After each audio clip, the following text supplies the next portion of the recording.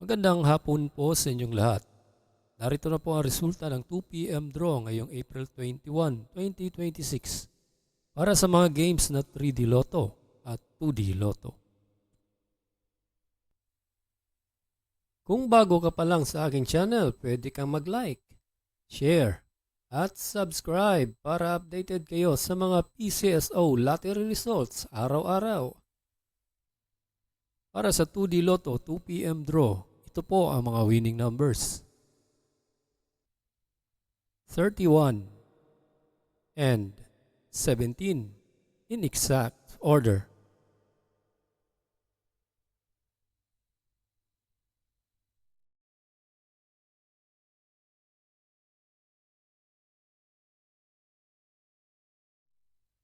Para sa 3D Lotto ngayong 2 p.m. draw, ito po ang mga winning numbers.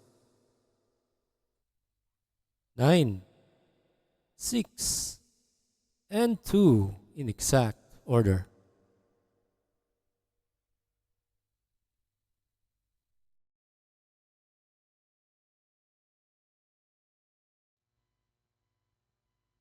Salamat po sa panonood ng Lotto Results Today by Mr. Wi-Fi. Good luck at maglaro ng responsable. Huwag kalimutang mag-like, share at subscribe.